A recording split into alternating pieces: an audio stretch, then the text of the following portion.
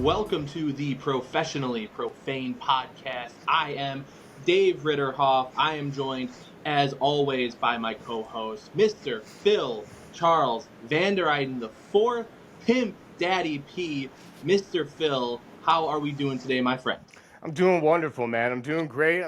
I'm glad to be here with the people, with you, and with our great guest. For anyone who doesn't know him, but of course you do, this man is a legend on Bears Twitter. If you need draft takes, he's got you. If you want to know if a player's worth a damn or not, he's got you.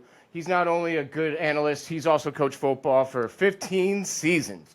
He's got a pristine 103-49 record, experience at 5 colleges. He knows more ball than you. And this man, hey, Purdue, Boilermakers, go hire this guy.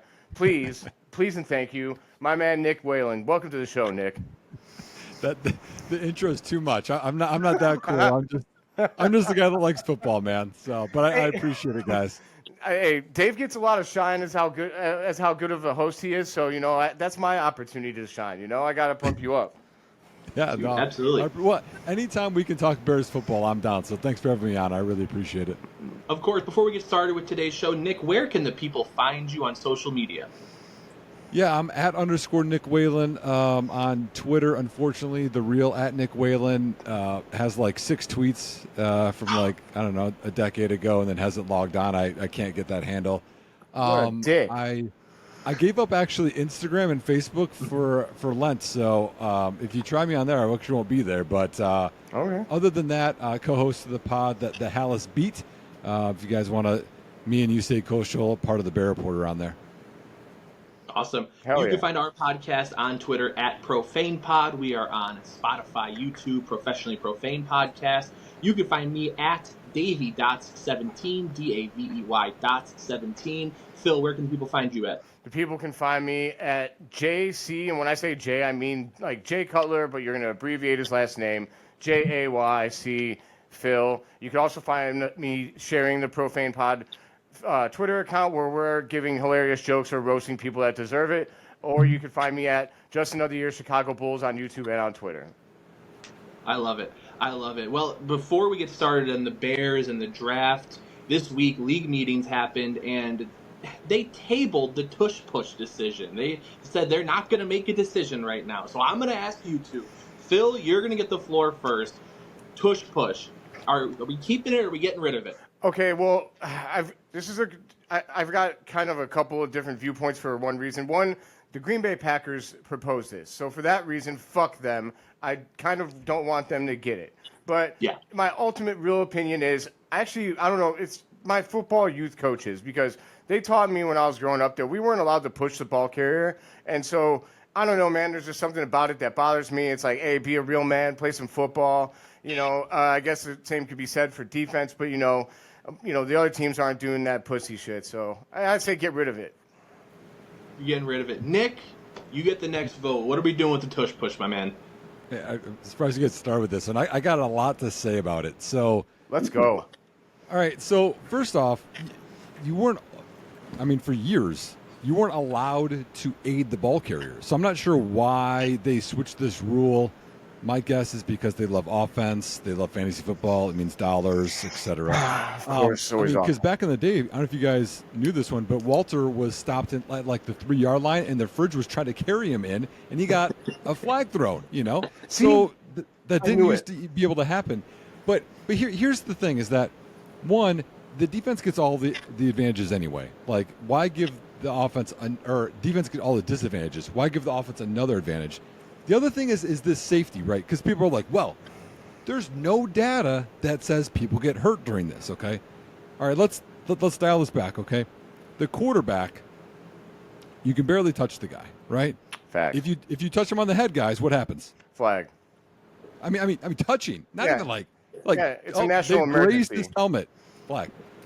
But the offensive line and defensive line, what are they doing in the tush push? They are angled down low, and they are submarining helmet first into each other. Yes. And we think this isn't an injury, and this is okay constantly. Yeah. But or if they don't, it's going to be right at somebody's knee. Like injuries, spinal injuries. Let's hope that doesn't happen. Concussions don't have to be a guy coming over the middle and getting hit high. Concussions can be a lot of small hits. Think of UFC, boxing, jabs, that takes some, over time. It's not going to be, oh, wow, he's knocked out. That's a concussion. It's over time those accumulate. So why are we okay with linemen just missiling into each other constantly for a play, but we can't touch the quarterback or anywhere else? The only people that can hit someone in the head, and this also bothers me, is running backs can stiff arm in the head. They can stiff arm a defender in the face. It's like, well, either you're going to allow it or you're not. So to me, if we're going to say safety matters, then let's not have guys diving head first into each other. That just doesn't make sense to me. Love it. Love it. Not only a good football take, but also a good safety take. I mean, everybody, NFL, take note. Roger Goodell, get your shit together. Yeah. No, I'm absolutely with you. I would vote against it myself as well. I don't really care for it. Also, again, for the fantasy football players, can you imagine the year Saquon Barkley would have had? I don't want to talk about it. 37 don't want to talk about Jalen Hurts touchdowns. He would have gone absolutely insane. And for my older Chicagoland friends, if you remember the huge controversy from, I believe it was 2005, from the Notre Dame USC game when Reggie Bush just shoved Matt Leinart right into the end zone. That was absolutely, should have been a flag then. It should be a flag now. I'm with you guys. Now, if I had to actually propose the rule, I would propose that no runner can get aided, not just the tush push. I'm against all of it, because you see it like the runner gets stacked up and then 4 linemen come shove him in from 3 yards out. It's like, come on, what are we doing here? Yeah, I mean, where does it end? I mean, how long is it before we get a guy that, we have a play where they, do a small swing route to Derrick Henry and you got the offensive line behind him just like carrying him forward. Like, I mean, I know that that's actually not going to happen, but we don't play football, man. Just play some football. If you can't get an inch by handing the ball to your running back, you don't deserve to win, period. I'm with you. And that really brings up a great talking point in Bears Twitter and the Bears in general, which is the upcoming draft. Spent a lot of money in free agency on the offensive line, made a couple of trades. I mean, they really put a lot of money in the offensive line, but there's 3 picks in the top 41, and there's a little mini civil war. We've seen civil wars on Bears Twitter. It's not that bad right now, but little mini civil war.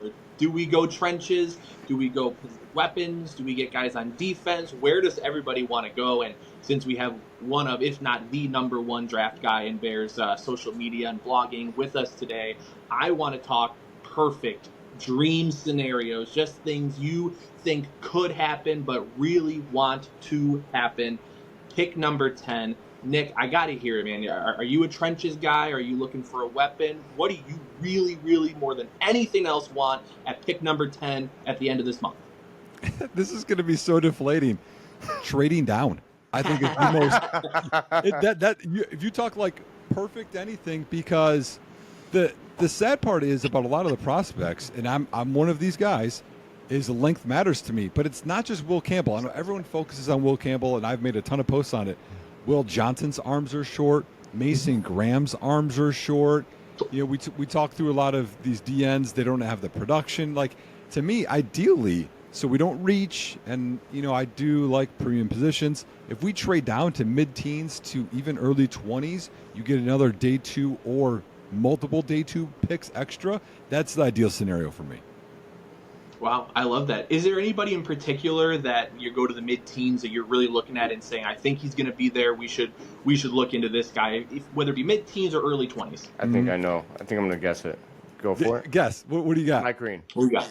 Dude, I'm a huge Mike Green fan. Yes, you are correct. Let's go. And Mike Green, y'all, I mean, undersized, I guess, is what people would say. 6'3", probably 250, 255. He plays the run well. And so, think of Khalil Mack. Khalil Mack wasn't a huge, massive man, but he could play the run well. And so Mike Green can bend. I mean, his agility scores, it's right up there with some of the best pass rushers in the NFL right now. And so, if you can bend, you can play the run well, you can get after the pass rusher. We just saw this whole, Ben Johnson talked about EPA per play for passing matters, and we know sacks are a big part of that. Sacking Jordan Love, J.J. McCarthy, Jared Goff is going to help the Bears do so much better. It's not just pass protecting and helping Caleb, it's also getting other quarterbacks. So to me, Mike Green is all the way up there. Now, again, I know Mike Green has the other things out there, right? Allegedly. Well, right. they're out there, but allegedly these things happen. Yeah. Well, I mean, I read an article on it. I mean, he said the one in college, the police never asked him anything on. And again, I'm just going by what he said. The one in high school, he never got charged for. And I know that's out there, but I'm not Bears investigators. The team has to do that part of it. I just look at what's on the film. On the film, I see a really good football player that can make the Bears better, and that would be my ideal guy, kind of in the teens area. I love it, Phil. I know that you may have an idea at 10 yourself. Do you have a dream scenario first pick? Yeah, I know. I'm gonna probably take some heat from this for some people, but the dream scenario. If you're telling me what my dream scenario is, it is Ashton Genty at number 10. I think he's the ultimate win now pick. I get it. He's not at a position of value in today's NFL. But if you ask me, he's the last piece to add to an offense that would become one of the top 5 offenses in the league with him on board. I just think he's an incredible talent. I have a stat for our viewers. In his last season at Boise State, this man forced 152 missed tackles. That's an incredible amount of forced missed tackles. Running backs are lucky if they force that many missed tackles for their careers in college. So I just think he's generational. And that's my dream. But honestly, I believe in the big dong Ben Johnson vision. And whatever he's going to have to offer us, I think I'm going to be riding with it. Train down would be awesome. Nick, I'm going to put you a little bit on the spot. Something you said has been lingering in my head. You talked about length a lot there. Will Campbell, I think we've talked a lot about his probably moving to the interior as an offensive guard. But he has so much pride in his work, and he did so well in the SEC at offensive tackle. Are you making that move? Are you putting him on the inside, or do you think he could be a tackle in the NFL? To have fun, I retweeted the 2 plays of Landon Jackson just smoking him off the edge. Because everyone says he dominated SEC like these plays didn't exist. I would move him inside. And the thing is because just because you did great in college doesn't mean it happens in the NFL. We know guys all the time that didn't translate well. And the other part of this conversation is, okay, let's say he's better than Braxton Jones. Let's say he's 5 to 10% better. Okay, now I know Braxton Jones has the health issues too, but if he's 5 to 10% better, is that worth the 10th overall pick? Versus, I think inside potentially he could be, Pro Bowl, a much better player inside, I think, than at tackle. But the other part is the wingspan, the length, all of that kind of stuff. And it's not just Chicago; it's around the league. Everybody has guys with. It's not just 33, which is why I think people think the magic number is 34 plus is the average. And so I think one thing is people don't understand what arm length does. Again, we want distance between our quarterback and the pass rusher. And the first person to make contact, right? Think of in boxing, right? Who has a better reach, right? Can keep the distance away. They can hit the first punch. And when you stop that momentum, then the counter moves start happening. The further that happens away from the quarterback, the better it is. If the defender gets his hands on you first, okay, now you're kind of at their mercy. And so we don't want that to happen. That's why, they have, Karana Magashi has some of the longest arms in the league. And that's why he's a project there. It's like, hey, if he can keep guys even further away. So to me, I think all of it does matter. That's why you're looking at, they talk about DNs. What's their arm length? If arm length didn't matter, they wouldn't care what the DNs is, much less the offensive tackle. So it goes together, and the arm length conversation matters. Will Campbell should be inside. The other thing that people don't talk about is Josh Simmons, I think, is 33. Kelvin Banks is 33, I think, and a half. This class, y'all, good, really. it's not a great left tackle class, and it's an okay class. But to me, if we're going to talk about upgrading, you want to have a Joe Alt. You want to have, hey, this for sure left tackle type prospect guy, not, hey, he can be a little bit better, because we can go Genty or DN or whatever else there at 10. I got to know then, as a guy that picked Genty, does that not that wouldn't upset you? No. Here's another thing I want to add into the Genty conversation. A lot of people don't talk about is I saw this a lot more in his 2023 film, but he's a really good receiver. Let's go. You talk about that Jahmyr Gibbs, that aspect to adding to the arsenal, screens, checkdowns, etc. And so we saw some of that from Swift last year. But if you can add the whole package, that's something Ben Johnson's going to like, and that's going to help extend drives when Caleb drops back. The first, second read isn't there. He can check down to Genty, who has really good hands, or line up as a receiver. Now you have mismatches, and you're really moving the chains. That's a fact. Real quick, Dave. I don't mean to cut in on you. I just want to say that size does matter, and for Big Dong Ben Johnson, it does matter how big a man is. So, Yeah. I'm glad that you brought that up, Nick. It's very important to us as Bears fans and to Big Dong Ben Johnson. I just think that Ashton Genty is a generational talent, and I think behind this new offensive line, he'd be great. I do like the thought of Will Campbell going in, and Armand Membu is also. I think I might have said his first name wrong. I apologize, Membu. I think that he'd be okay, but I'm just a big fan of a win now player, and at least Will Campbell can compete inside with Jonah Jackson to win this job this year. So, love it. Yeah. And one thing I also really liked from Ashton Genty's game from my time watching him, and you were talking about the pass game, he's a pretty solid blocker as well. He gets his pad levels low. He is not afraid to take a hit from a linebacker, just like he's not afraid to dish out that punishment. So a lot of positives with Ashton Genty. There's going to be a lot of conversation to be available at 10, whichever direction they go, whether they take him or not. But the running back class is so deep. There's options that'll be available at 39 and 41. Nick, again, perfect world, absolute dream scenario. Who are two players you think the Bears could take at 39 and 41? Whether they take Mike Green, Ashton Genty, wherever they may go, what are some guys you really like in that early second round? Yeah, I'm against going running back 39-41, which isn't really popular. I don't think Amari Hampton's going to make it there. But the other backs that could be available there, I think it's a little bit of a reach when you look at the difference between them and who you get at 72 and later on. It's a deep class. There's lots of guys that I like that we talked about. And the guys at 39 and 41 I don't think are really complete players. And so if they're not complete, I can get some situational guys later, just like at 39 and 41. You're just going to, capitalize on the value that's there. So the value that could be there, a guy that I actually already mentioned, depending on if you get Mike Green or Genty, et cetera, is I wouldn't mind Landon Jackson. I mean, I think he fits the mold of, we hear what Dennis Allen wants as a D end. I wouldn't mind Mike Green to kind of diversify that room. But the concern with Landon Jackson is he's torn 2 ACLs, but he's long. He's going to be a good run defender. He's not super twitchy because he's 6'6". But I think in terms of you can put him, Dio, and Montez out there, and you kind of have 3 almost identical type of guys. And that's really going to help the run game too, which I know is something people are like, who cares about the run game in a D end? If you make the stops on first and second down, you force the third down, you're really going to help out. So I like him. Another one I like is Xavier Watts. I think safety is a way bigger need than people talk about. Yes. I think Xavier Watts is kind of like a Kevin Byard type player where you can play in the box some, he can play deep, he can guard man-on-man. And Kevin Byard and Jaquan Brisker, they're free agents after this year. Jaquan Brisker just missed 12 games. I know the report. Yeah. He's cleared. He's never played a full season in Chicago.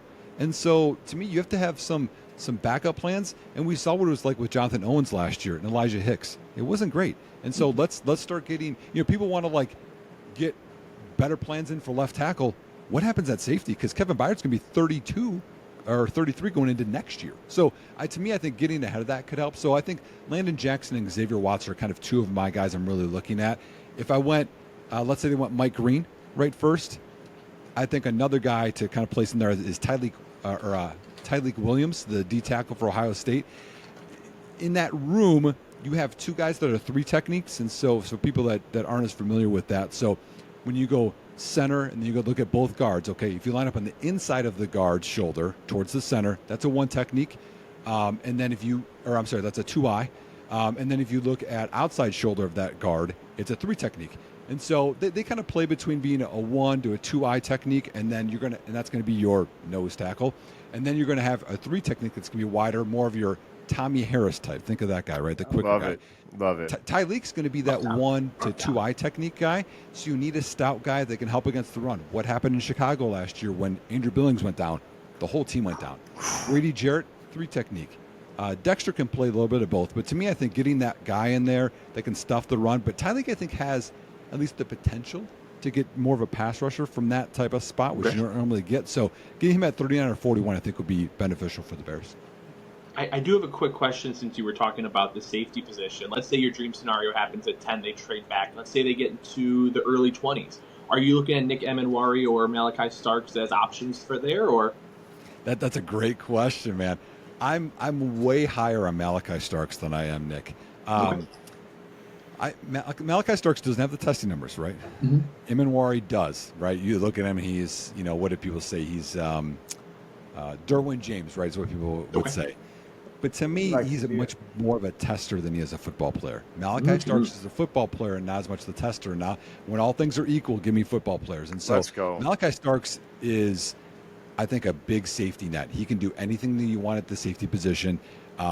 Yes, some things aren't going to be great. I mean, corners and safeties, they get burned. Jalen Johnson happens to him too. Mm-hmm. But I trust Malachi Starks, and if you can get him in the early 20s, I would be all for it. I love it. I love it. Are there any players in this draft class that maybe from, whether it be analysts or fans you see on social media, that you're either way higher on or way lower on than maybe what the general consensus would be, whether it be in the early rounds or maybe late round guys that you're thinking, really should be seen as much better prospects? Yeah, I think I already mentioned this, but I'm a lot lower, I think, on the tackle class just in general. Mm-hmm. There's some guys I like later. Charles Grant, I think, is a really fascinating guy from William and Mary.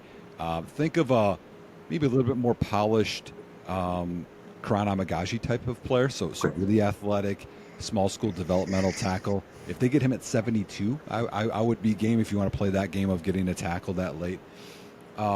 Jackson Slater, he was a guest on our pod, but you think of a small school interior O-lineman that's really athletic, you can develop into some spots. That could be a guy in round 5, maybe, is something you'd look at. Let's see. I did make a list of this because you asked, but I have a massive list of guys that I'm higher and lower on. So let me just start with lower. This one's going to cause some waves. I'm a little lower on Mason Graham. Okay. Mason Graham is quick, right? He's that 3 technique type of guy. He has shorter arms. He doesn't get off of blocks as well as that you would like for a guy at 10, or a elite type of guy. So there's some things that I just want more from his game for that type of a player that I didn't get. Not that I don't like him, I'm just a little lower. Running back class, Omarion Hampton, I think, is a little bit overrated right now. Some people are like, hey, just take him at 10. He's not super agile. He has to build up to his speed a little bit.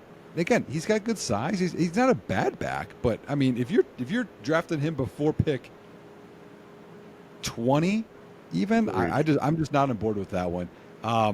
Quinchon Junkins, short strider. He's not very creative back. Like the thing that people don't get with running backs, they're so different. Think of wide receiver. You got your big guys, your small guys that are good after the catch. Some guys that are good just at catch point. Like running backs the same way. So Quinchon Junkins is a lot better in terms of getting what's blocked for him. Yes, he has power. He can catch a little bit too, but he's not great as a pass catcher. And in the open field, he has short strides. Caleb Johnson's another guy I'm a little bit lower on. Ooh, he's good with the zone blocking scheme, which is what Chicago's going to run, right? But I don't see the power. So think of DeAndre Swift last year. You're like, hey man, after contact, that's not really happening. Yeah. And he has to build up to speed as well. And so, those are those 3 backs, I think, are the guys that you're looking at like 39 to 41 type range. And it's like, I would just wait until 72 or later. Let's see, a couple of D tackles like Shamar Stewart. A phrase I heard, and I love this one, is, if you didn't bite when you're a puppy, you're not going to bite when you're a dog. So if you're not getting that production done when you're in college, and it's not just pass rushing, he wasn't finishing plays against the run either. And so I'm just like, I struggle taking that chance at 10 I know the numbers are great. I get that. But at some point you have to develop it into a player. Yeah. I'm curious, what do you think about James Pierce Jr., man? I actually have some insight into that one. Ooh. I know somebody at Tennessee. Okay. Oh. I'm not gonna burn my source. No big deal. But they think that some of those rumors are made up on him, and that I don't know, whatever it was, uncoachable, or they didn't like him or whatever. I've experienced at college and stuff. I mean, I wouldn't say all those guys are guys that you invite to lunch after church on Sundays. You know what I mean? Like they're, okay. You got to have a little streak to you to play this sport and to Fact. To dive underneath O lineman for the tush push. You know what I mean? You got to be wired a certain way. I think he's a great pass rusher. I don't think he's a complete player. I think there's some things he needs to kind of still work through. But he's a guy I would be interested in the 20s. In the 20s. Phil, looks like you had a question there. Go ahead, man. Sorry. Yeah, thank you, man. I was just actually wondering, so you said that you see him as primarily a pass rusher, and it made me think of somebody on the Bears who's a developmental pick at that position who is kind of thought of the same way but could become more based on what people were saying he might have been if he stayed in school another year. What do you think of Austin Booker?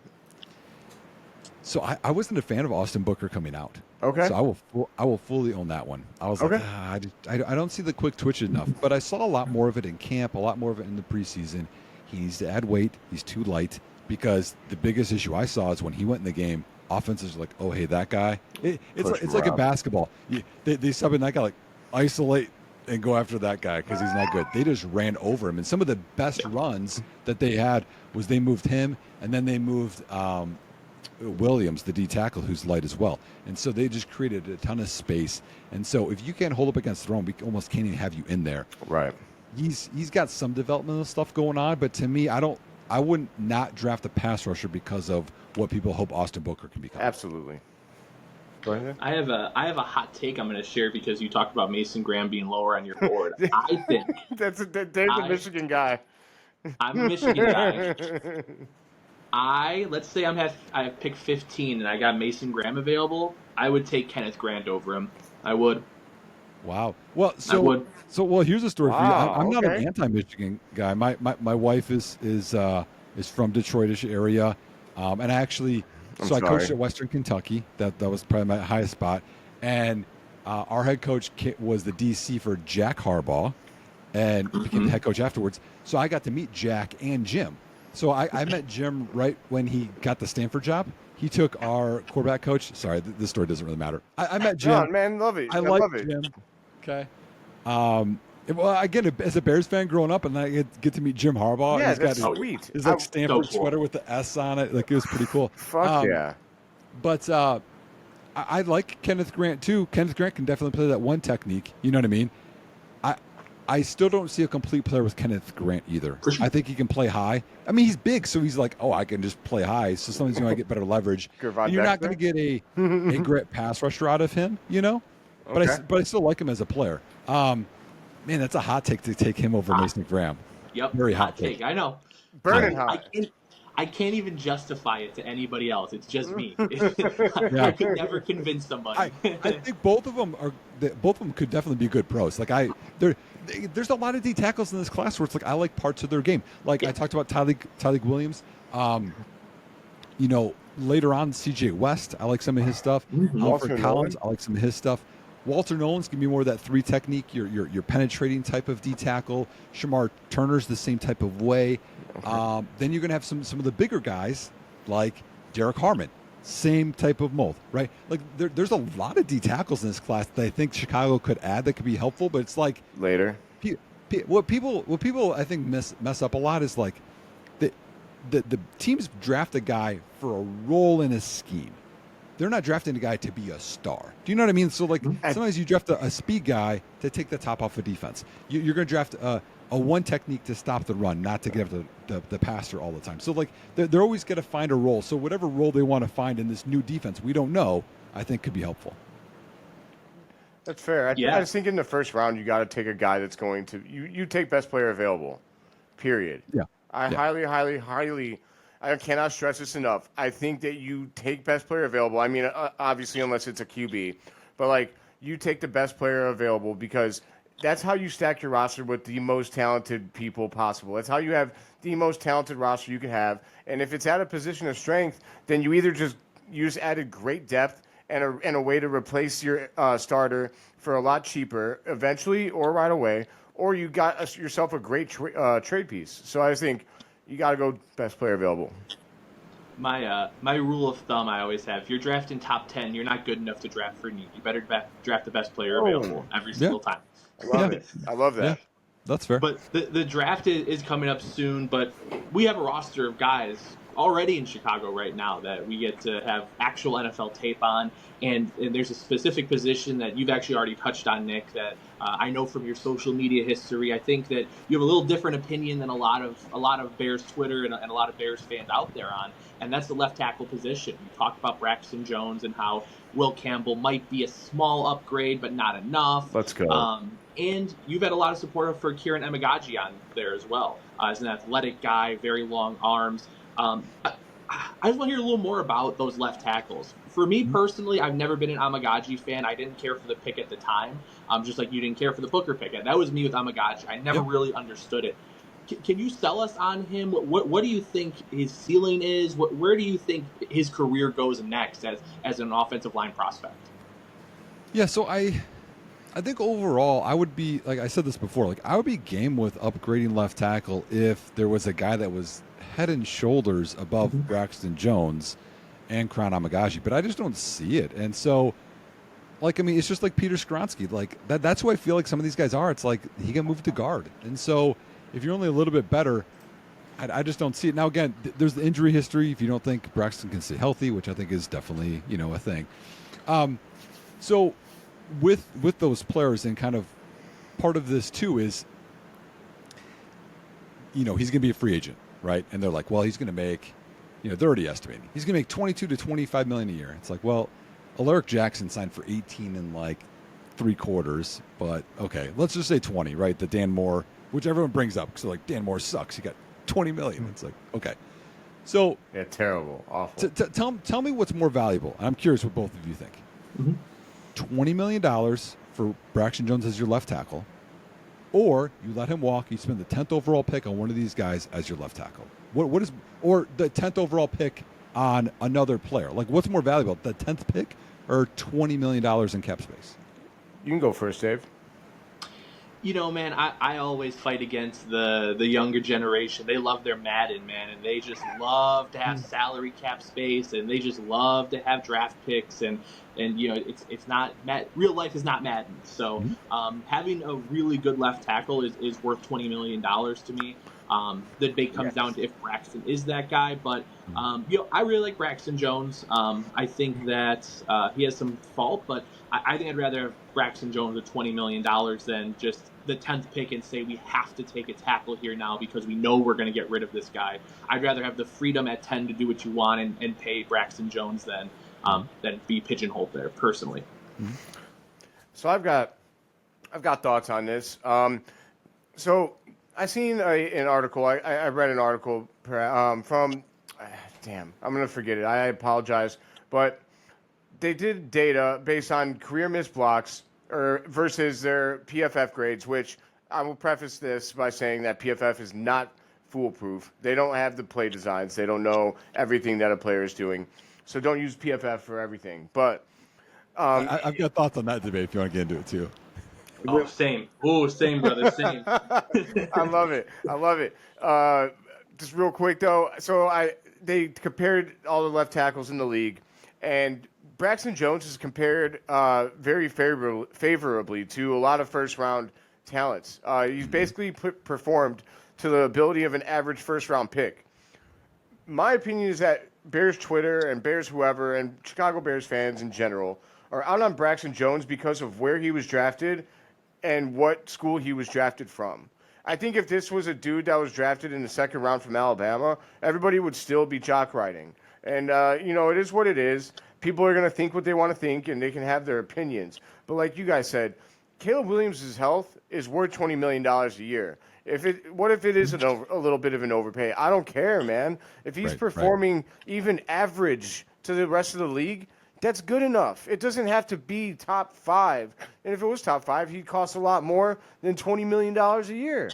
So, exactly. I mean, and going on to Kieran Amagaji, this guy wasn't supposed to play last year. Full disclosure for anybody who didn't know, me and Nick actually watched his first start against the Minnesota Vikings. We were on a live stream with friend of the show, Rashab, a.k.a. DWC Productions, and Steven Nageshi.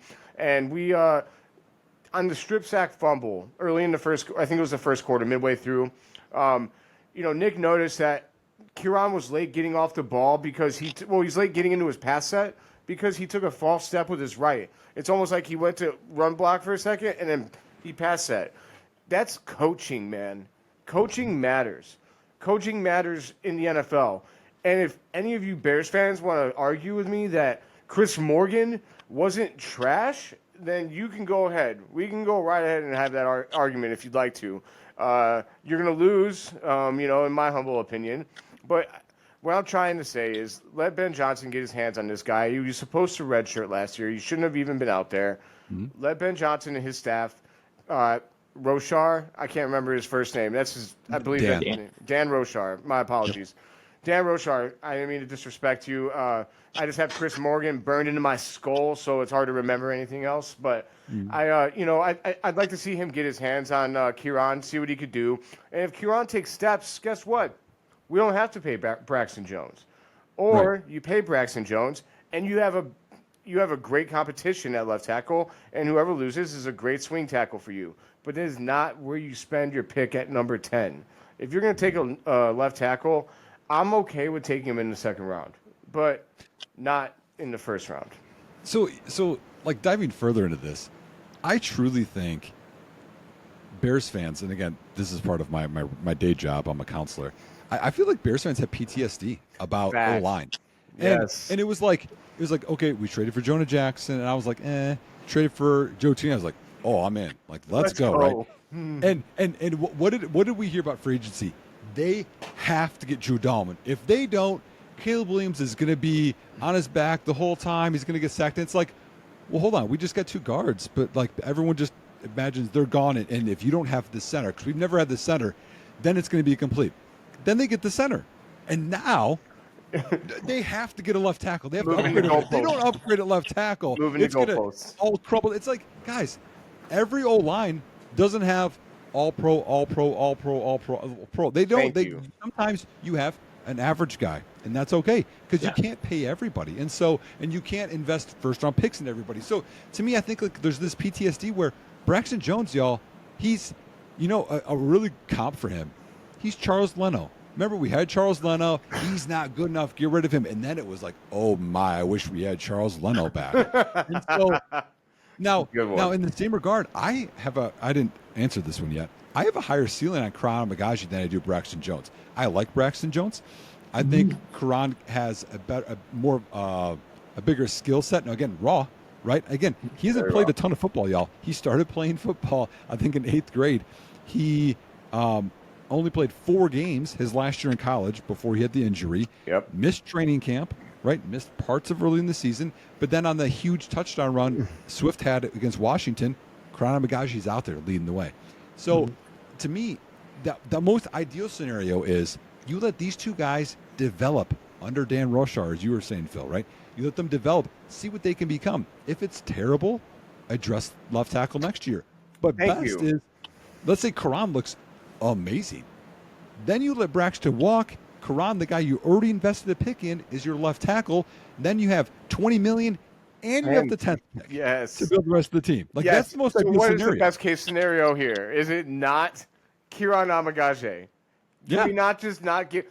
I know Chicago fans get it. I get it. We're impatient, right? We want it now. We want it right now. But give Kieran a chance, man. He's got the measurables to be an elite left tackle in the league. If you want elite, he could already be on the team. Why don't you just give him a little more time? Not this year. It's a great choice. And he's athletic, too. Like, if you go back and actually watch the Minnesota film, which, again, y'all, he had 0 reps during practice with the ones. If you take that into account, I don't think he was that bad. As for a rookie. It's the National Football League, man. It's an elite football league, and he was basically thrown to the wolves and said survive. Yep. Wow. Okay. You guys have convinced me. I will give Karan a chance. We talk on this show a lot about growth and maturity. We do. So I will maturity. Growth. Okay, growth. Yes, you can be flexible with your opinions. Yes, we are flexible with our opinions. I will give Karan a chance. You guys have sold me, but I'm watching with my eyes are on him. I will be watching. There are, obviously I have a different take on Karan than you guys, but Nick, at the end of the day, I mean, you're the coach, you're the guy who really delves into film, and if you know how to break down film, you see things that probably people just watching the game or watching the TikTok highlights aren't going to see. Are there any players on the Bears that you think are either significantly better or significantly worse than what the general consensus is from fans? Well, first off, as a coach, we're never really happy. So I'm going to just go negative here. Yeah. I think Bears fans are higher on DJ Moore than what he really is. Wow. Ooh. I like DJ, but I saw a lot of bad body language last year, which we needed leadership from him. Yeah. I saw not the effort that I wanted to see. So I guess I'm just wanting more from DJ Moore than I saw. Yeah. Yes. Jaquan Brisker's another one. Bears fans love him. I like watch it. him and I'm like, you're just okay, maybe in coverage. You come up and you make some tackles in the box, but linebackers can do that, right? I want more of a safety to be able to cover. He plays free safety for us too, right? Like he's more of a strong safety, maybe. Yeah, he is. But again, Dennis Allen, I think, likes to play a lot of too high, so that means a little bit more free than strong. So facts. To me, I don't mind him at all, and again, just for him personally, like I hope he is healthy. But I just want more from a safety than what I've been seeing from Jaquan Brisker. Now again, the injuries don't help, right? I mean, he's probably not had a lot of consistency, missing a lot of games and things like that.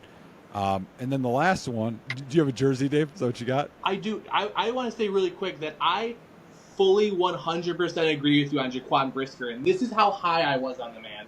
I bought the jersey for him, and I still watch him play, and I'm like, man, there's just too many missed coverages. There's too many missed coverages. I think he'd be a really, really good linebacker if he was like 3 inches taller and grew a little bit. Yeah, but he's not. But I fully support him. I want him to succeed so bad because then that jersey looks so much smarter. I'm the only guy with safety jerseys. You know what it felt like? And again, this is going to open up a lot of wounds, Bears fans. I'm sorry. It feels like when I was watching film of Justin. It's like, I just want you to make a couple more plays, and that's going to come together. And it just. I go grab my Justin Fields jersey. That's not. The last one's Tyreek Stevenson, and Bears fans go to bat for Tyreek Stevenson and make up so many excuses for him, and he gives up so much separation, so many catches. It's third down. They're not looking at Jalen. They're not looking at Kyler Gordon. They're picking on him. He's like the new Kendall Vildor, and to me, like upgrading at corner. Kendall Vildor. Upgrading at corner is like something that people are like, well, we don't need to do that. And I'm like, he's not good. And so why not even look at it, you know? Can I ask you, what about Terrell Smith? I don't mind Terrell. Terrell Smith is not quick twitchy enough, but I think he's in position better than Stevenson is. And he's a physical corner. I really like his physicality. I'm a kind of a Terrell Smith stan because I kind of seen it early, and so I got on board. But I hear you on Tyreek. I feel like the second half of his rookie season, Tyreek, was really solid, but we haven't seen that. It's been 2 full seasons. So out of 2 seasons, he has like an 8-game stretch where he was pretty good. So you want to see way more consistency. You know, you want to see him not flipping off the fans when the game is on the line. You want to see him not tipping the ball into the Washington players' hands and making me crash out on a live stream after I talked a bunch of shit and getting ran over by a bunch of Washington fans. So I want to thank you for that, Tyreek Stevenson. You got me curb stomped by an entire fucking fan base. So thanks a lot. I need you to fucking go harder this year. Now, I'm going to just really quickly ask Nick, do you think that if they do need to make changes, should they invest heavy draft? Should I go heavy in the draft to the cornerback position, or do you think maybe the guy that could replace Tyreek might be on the team or sitting in free agency right now? Man, that's a tough question. And the other part too is most time with corner, if you don't spend a first to early second round pick on a corner, you're likely not going to get a good guy. Just like we have in Stevenson. Like you have to invest, and it's a position that ages quickly. People talk about running back doesn't last. I didn't want to pay. I'll say this one, and I'm wrong right now. I didn't want to pay Jalen Johnson because corners it's a reactionary position, so you have to be an elite athlete all the time, and you see guys fall off. Yeah. Jair Alexander is falling off. Like guys fall off as they age, and so I just don't know how long Jalen's going to keep up with it. But to me, there's a guy I like. There's a couple guys that I like, but you're going to have to spend $39.41 or trade down in the first to get them. Hot take. I wouldn't be mad if they did trade Jalen Johnson this year. I said that. I've like suggested that to people, and I usually get my head bit off, and then they like want to stab me with a machete after they do that. So I wouldn't be mad about it. His value is at its highest right now that it'll ever be, and I think if you don't, you don't have to be a huge fan of Terrell Smith and Tyreek Stevenson, but you could probably trade Jalen Johnson, get a first-round pick, and probably try to draft his replacement, and you're going to open up a lot of cap space.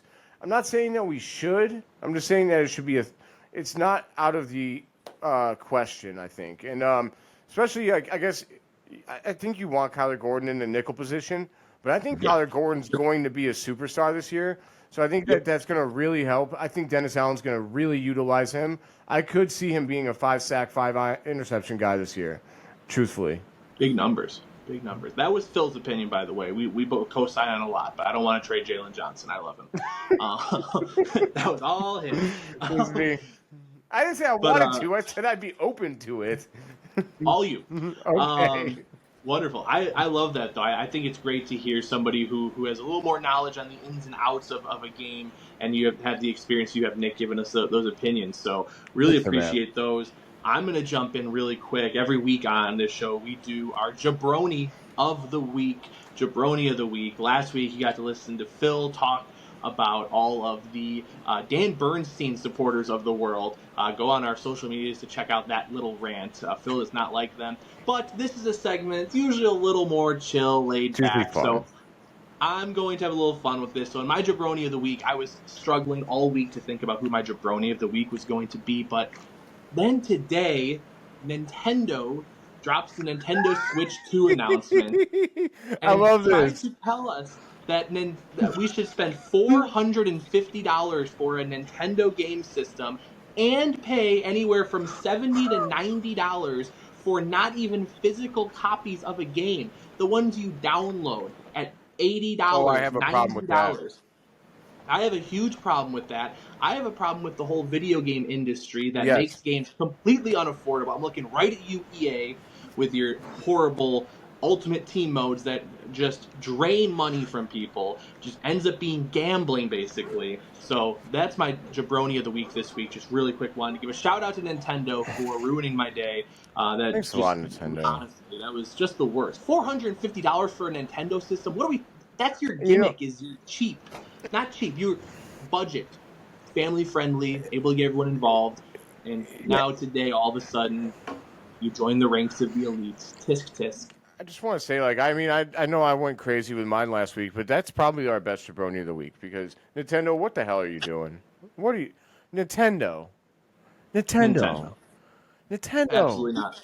We trusted you, Nintendo. Yeah, we did, but never again. I'll never be burned like that ever again. Thank you very much. Back to football talk, though. We have the incomparable Nick Whalen with us here, which means we have to get his opinion about the draft and coaching. And so for our fun segments, we always do a power rankings every week on this show. And this week, I'm going to give you 5 defensive end / edge prospects that are going to be available probably in the 20 to 50 range of the draft here. And I want you to tell me, of these 5, how you'd rank them. But if you have somebody you're really high on, you think, get that guy out of here. I don't even want to talk about him. He's not even on my list. If you want to replace him, I'll give you one replacement as well. So here are the guys. I got Princely Unmanmielen out of Ole Miss. I have Michael Williams from Georgia.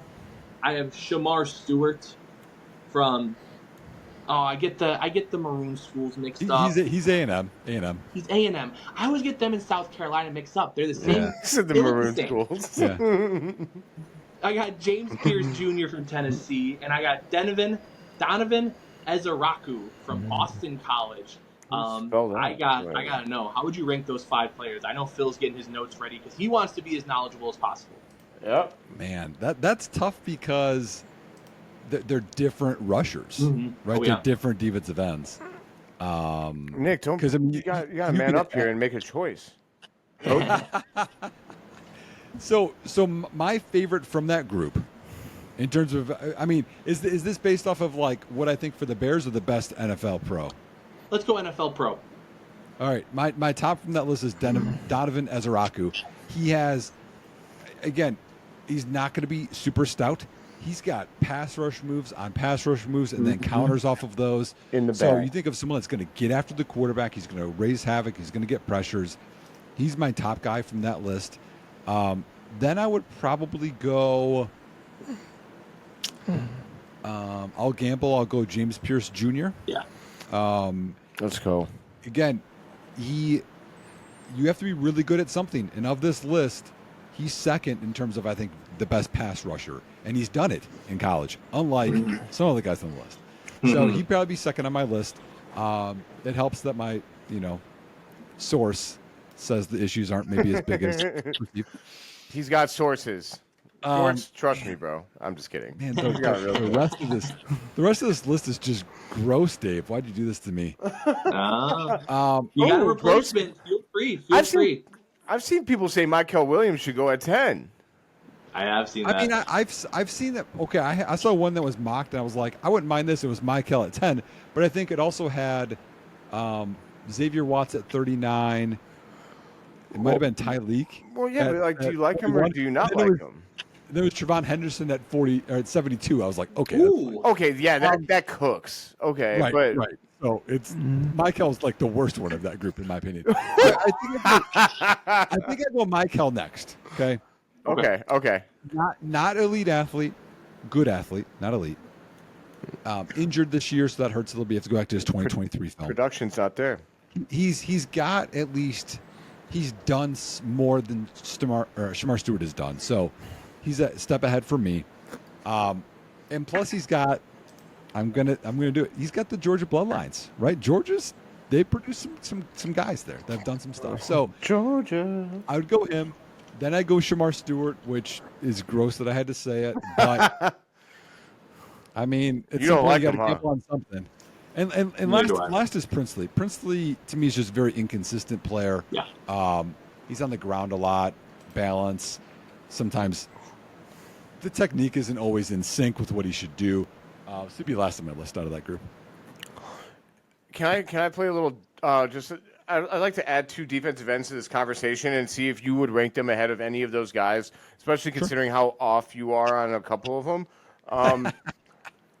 You said you are a production, not always over measurables, but you believe in production in college. Talk to me about Antoine Powell-Ryland. Antoine Powell-Ryland? Yes. From where? Virginia Tech. He had 25 and a half sacks over the last 2 seasons. I have not scouted him. Okay, well, hey, I know ball. It's okay. I'm just playing. I'm just playing. You're going deep down the list. I know. Hey, full disclosure, I completely surprised him with it. This is somebody I like, and I was wondering if you might know anything about him. It's totally cool. I'm not going to say the other one then. David Walker, but he's from a really small school. I've just heard a lot about both of those guys. I've talked about them. And I would honestly we're going to come back. I mean, okay. Sneak peek for everybody that that's watching right now. We're going to be doing a live episode before the draft. We're going to do a 32 team mock draft for the first round. I'm only going to advertise Nick right now because I only have him. I have somebody else very much in mind. Friend of the show, answer my DM. But no, we're going to have a live episode, and I would like to come back to that, if you don't mind. David Walker. No, you're fine. I mean, I've gone probably 10 to 15 edges deep, so he wouldn't be in that group. I mean, Walker's an FCS guy. No. I mean, honestly, if you feel like he's 15, they're both past 15 edges. Yeah, I would say they're outside of 15 because I mean, like Dave was mixing up South Carolina. Like Kyle Kennard is also a decent edge prospect. He's not up there for me. Jared Ivey, he's fallen off because of measurables. You got both Ohio State guys, which I think are more run-based. They're not twitchy enough. They're not bendy enough, which is what you want to get around NFL left tackles. Okay. Some risers recently. I mean, Braden Swinson from LSU. He's been rising recently. I think he's a little bit more of a pass rush type guy. Another guy that's like that is Josiah Stewart. You know him from Michigan, Dave. I think he's more of a 3-4 outside linebacker, maybe even an off-ball linebacker who can rush a little bit. He's pretty light to me, you know. think of Austin Booker, right? Like that kind of a guy. Yeah, totally agree. Okay. I mean, Jordan Birch is a big guy. He's probably a 5 tech and a 3-4, but he, think of, I mean, maybe a Dio type guy. Like there's Nick Scorton, we didn't talk about him. Like there's a lot of good edges. Dave, I haven't dove into the FCS film the other guy is probably, you're looking round 5. I mean, Ashton Gillette, he did really good in terms of measurables. He had a really good pro day. Like there's a lot of good edges. To defend so David Walker was definitely an in the weeds pick. But if I can defend Antoine Powell-Ryland, his production ranked on NFL.com is 6th out of all defensive ends. Pretty big numbers. I mean, he was a good player in college, and his athleticism scores 12th according to them, and his total score NFL.com. Man, I'm not going into the crazy shit. So I'm not saying that you don't know, dude. Nick Whalen knows ball. I'm just saying that maybe check out Antoine Powell-Ryland. I'm looking right now. So now you have pulling up. PFF has his best grade against Old Dominion. Oh, okay, Nick. Okay, Taylor Heineke, and then didn't do great against Rutgers the next week. So I don't know. I mean, he had what it looks like 27 sacks in college. Yeah. I mean, I'm just a big I mean, full disclosure, I'm a big production guy from prospects. Like I don't love when we pick guys on measurables. Now I understand why we do it, but I do also think that great players beat great measurables when great measurables don't work hard and they don't know what they're doing out there. I mean, who can forget? I brought him up before, but Vernon Golston out there, like Combine Warrior. He was supposed to be the man, and then he was absolute ass. And I think he actually ended up on the Bears at one point. He did. So who was the Bears D tackle that jumped out of the pool? You can't forget that. Gilbert. Yes. Jerron Gilbert. Gilbert. Well, then they had Stephen Pye, who broke the bench press record. Can't forget him. Oregon he actually State had the guy. production at least. What about Bob Sapp, who went to the fighter? K1, remember? He turned into like a kickboxer. Yes, but he was like the strongest guy in the draft. There's a lot, but have you looked at him? He looks crazy. I mean, Brock Lesnar made the Minnesota Vikings practice squad for full disclosure. We love WWE here on this podcast. So. Yeah, there you go. The athleticism is the same thing from going from high school to college as it is college to NFL. Teams and owners and coaches, they chase athleticism because they think they can mold them into something more. To me, if you have the production and you have the athleticism, you're going to be the elite prospect. And then if you have good production for multiple years, that's better than 1 year. Then it's, athleticism. So to me, there's like a tiered system I go off of. Obviously, you want both of it, which is, again, Mike Green, right? That's why I like him. I fucking love that guy. He's got the athleticism, right? You go through the list. And so, to me, like, there's a little bit of a tier thing. I just think some of the guys you're looking at, you're making the jump from FCS up and actually just reading what PFF says about your Virginia Tech guy. They're not a big fan. Okay, well, I mean, I'm just saying. Short arms. They said short arms. Oh, no, not short arms. Struggles against the run. Short strider. He doesn't. He's a mid-round pick, to be sure. He's not. I'm not talking like first 3 rounds. I'm talking like round 4 or 5. Yeah. I was just wondering what you thought. That was all. Yeah. No, it's fine. I'll get into it another podcast. Another thing too. I haven't talked about. I'm an ageist. I don't know if you guys are ageist at all with draft prospects. Oh no. So that's like crazy, bro. I'm just kidding. I get it. Darius, you guys know Darius Alexander at all? I think I've heard about him. I couldn't tell you anything about him, though. Yeah. So D tackle from Toledo had a really good Senior Bowl. The problem is he's going to be 25 as a rookie, and so to me, like, again, if you factor that into the production and the athleticism thing I was talking about, right? Like, if you're really good as a 24-year-old, your last year in college, and you go up against 20-year-olds, that carries less weight to me. Do you know what I mean? So, I factor a lot of that stuff in when I'm looking at all these guys. So the COVID players aren't big on your on your list. No, sir. No, sorry, poor player. Cam Rising. Cam Rising has no chance of being drafted by Nick now. That's awful. Poor him. The last thing we want to do as we move on from the edges here, as mentioned, you have your coaching background. You have a very good record as a head coach. You have a lot of experience at the college level, high school level. You're an offensive-minded guy. So I thought we'd have a little bit of fun here, man. I thought that let's say that me and Phil are the general manager and head coach of the Chicago Bears or any NFL team. We bring Let's Nick in go. for an interview. We want you to be the offensive coordinator for the Professionally Profane Podcasters, our new NFL team. I want to know the ins and outs. I want to nerd out right now. I want to hear about your offense. I want to know what kind of schemes you'd be bringing in. Maybe some formations or route trees that you would want to put together. I mean, what's your bread and butter as a coach to get your offense really humming? Yeah, I like it because Phil got so pumped he put the scarf on. That's where Hey, we're if at. I'm ever the head coach for the Chicago Bears, I'm going full scarf, dude. Yes, Man. yes. Same. I'm with George you. Halas had the suit and the hat, and you got the scarf. So there we go. Yeah, I mean, it's 2025, man. The times adapts. Come on. Iconic.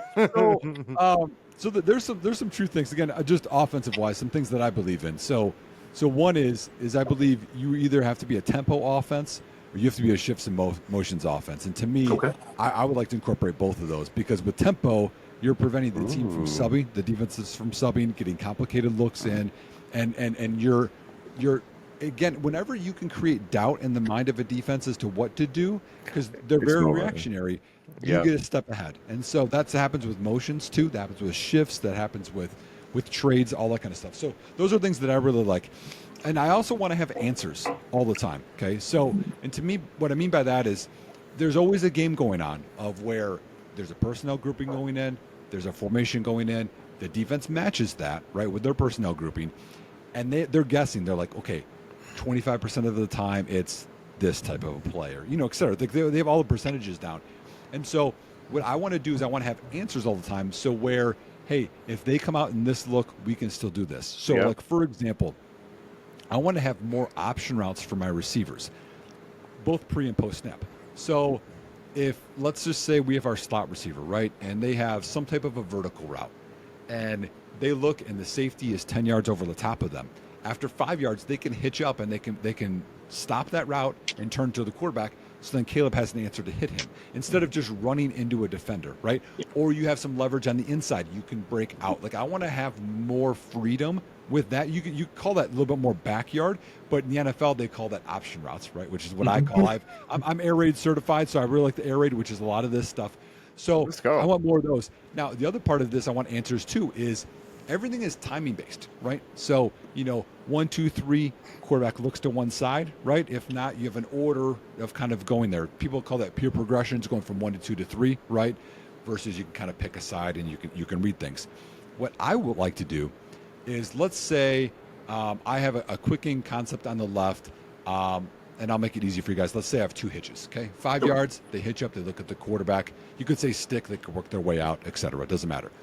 Quarterback looks there. If it's not there, I want him to flip his hips and look back to the right side. We'll have a deep combination on the right. Let's say we'll call dagger. Okay, so dagger would be your number 2. So your slot receiver goes vertical, and your number 2 or your number 1 comes underneath that, and let's say like a deep crosser or a dig, right? So the timing of when dagger comes open aligns with after stick, I flip my hips and I come back there. So you want everything to come together in terms of timing, but also when guys are open. So the offense would have a lot of that based in it. And then you also want to have your run game mixed into there, right? You want to have it married together. So there's 2 things. There's something called play action and run action. They're 2 very different things. Play action is when the running back has the motion of like a run game thing, but your linemen are pass blocking, okay? Run action, right, is, let's say we have power, right? A guard pulls, he pulls, right? The running back still has that same fake. That's run action because the linebacker's like, it's a run play. And the linemen are run blocking. They're not going downfield, right? But they're giving that look. So then they're coming up. So it's 2 very different things. I would have a lot more run action going on because you'll get that flow. Then you have more gaps behind the backers in front of the safeties and things like that. So you could do parts of both. You could have play action, running my hitches, back to my dagger, all into play. So you want everything married up. So that would be a lot of what I would be doing. Also a lot more personnel grouping. Have guys do things that they're good at, not what they're not good at. Whoa, holy shit. Wait, hold on, wait. Let me call Shane Waldron really quick. We'll let him listen in live to me explaining this. Call Hold on. Luke Guessing guy. Get him on the call too while you're at it. I mean, well, like some of the things that frustrated me last year is just seeing how many. I know they were scared to death over the offensive line, so they ran a ton of screens, but they didn't move the pocket. You know what I mean? Because the D line has one focal point of where they think the quarterback's going to be. If you move the pocket even slightly, you move it a gap or two, that buys you more time. So I would have done more of that stuff too. Just think of last year's Bears and the struggling offensive line to buy time to actually run concepts down the field instead of just literally 1 second passes all the time. Just something that drove me. I mean, that's been a constant problem for like 3 years because I don't know how you have Justin Fields on your team and you don't move the pocket more. I mean, I'm not saying he was a good quarterback. I'm just saying why we tried to make this man a pocket passer, and then Pittsburgh tried to make him a pocket passer. Am I on crazy pills? Right. Again, hey, play to your strength. Purdue, man, hire this dude. Listen to what he just said. Jesus, man, he's an air raid certified fucking guy. That's our fucking offense. We air it out. That's all we do because we don't get offensive linemen. The Big Ten's busy recruiting the rest of them away from us. So, we throw it around the fucking yard. That's what Aiden O'Connell did. Hire Nick Whalen, Purdue Boilermakers. Get your shit together. So, Phil, have you been a Purdue fan for a long time? I went to Purdue. It's my alma mater. A fun story for you then. Fuck. Rondale Moore, you're obviously a fan. Yes. After his freshman year, I went to the coaches clinic in Chicago. I can't think of the name right now. Anyways, for football, and their co-offensive coordinator was speaking, and so I went to you go in the sessions, you learn a bunch of stuff, and he puts his resume out there, and he was at Western Kentucky just after I was there, and I was like, I wonder if I can talk to him a little bit. So I waited I stayed for 2 of his sessions. After one of the sessions, I talked to him and, talked enough shop where he's like, okay, he actually knows Western Kentucky. He's not just like saying it. It's like some of the same people, et cetera. Right. And so I talked to him a little bit about some concepts. And then I was like, hey, so how good is Rondale Moore? I got to know. Because you remember freshman year, he beat Ohio State almost single-handedly. Yeah, sure did. And so, we own Ohio State. I'm just saying. Yeah. The coolest thing about the talk from him is he said that Rondale Moore, the night after that game, like think of it, you're a freshman in college, you are the best player on the field, you beat Ohio State, the best game Purdue's ever had. You're fucking. He was texting his coach late at night, and it was like, hey coach, I know the third quarter I missed this block. This is something I could do to get better. He's so wired in, man, with work ethic to get better. He's not getting lost in all the other stuff. Stop, dude. We could have signed this guy. I know. I'm going to cry right now. I know. Duvernay, you better fucking ball out, dude. That's all I got to say. I like Duvernay. I can confirm though, Phil. If I was Rondale Moore that day, I would definitely be fucking. I would not be texting no coaches. My man Davey. I would be on it, man. I'd be on it. You were right. That's why we're not in the NFL, right? It has nothing to do with our 40 times or our vertical or our agility, but it's just because we'd be fucking, and that's it. Sorry, Nick, man, that went off the. No, I figured you liked that story. I did. I love that story. Rondale Moore, man. I can't believe you're a Minnesota Viking, and it makes me absolutely sick. I don't think you're ever going to see this, but if you do, you're Benedict Arnold, man. You can't come visit the Chicago Bears as a Purdue Boilermaker and then sign with the Vikings. There had to be other people out there willing to sign you. Do you want to make you feel better, Phil? What's that? The NFL changed another rule, right? The touchback is now at the 35, which means more kick return opportunities, and the Bears now have a Pro Bowl kick returner, Phil. That's a fact. Actually, I was selling Rondale Moore at the time as he'd be an electrifying returner. But yes, I think that Duvernay is going to be awesome as a returner. Duvernay will be great. It's just my Boilermaker roots, and that's the only reason it hurts so much. But yeah, man. Hey, NFL, Roger Goodell, make the game more exciting, man. We want more kick returns. We do. Wow. Less tush pushes. I like excitement. I'm in. I love it. Let's go. Well, Nick, thank you so much for installing your offense with us here. Thank you for giving us your phenomenal feedback on the upcoming NFL draft. Where can the people find more of this great content you gave us today on social media? @_Nick Whalen on Twitter or X, whatever you call it. I still call it Twitter. It's Twitter. I do too. And then the Halas beat is, it's Spotify, Apple Music, YouTube for our podcast. It's great. I highly recommend it. Absolutely. Phil, where can people find you, my man? The people can find me at JAYC Phil. You can also find me at Profane Pod, hanging out with Davey, giving our wrestling and sports takes wherever we want on Chicago sports. And I'm also on Just Another Year Chicago Bulls at JAYCHI_Bulls. And I'm giving you the best, most professional Bulls content without narratives, objectively, unlike some people like it saying, you know what, quickly, my jabroni of the week is all of the people that do narratives for the Bulls. If you are a content creator for the Bulls and you won't admit you're wrong, you suck, dude. And that's my jabroni of the week. I love it. I love an out of left field jabroni. I'm like Randy Orton, baby. RKO out of nowhere. Jabroni out of nowhere. I love it. Mm-hmm. You can find me at Davey.17. You can give us a follow when you're going on Spotify or YouTube to follow Halas Beat, which you have to do. You should also give us a follow then there as well. I'm at Davey.17 on Twitter and X for our wonderful guest, Nick Whalen, and for my co-host, Phil Charles Vanderayden IV. I am Dave Ritterhoff, and we will catch you all on the next one.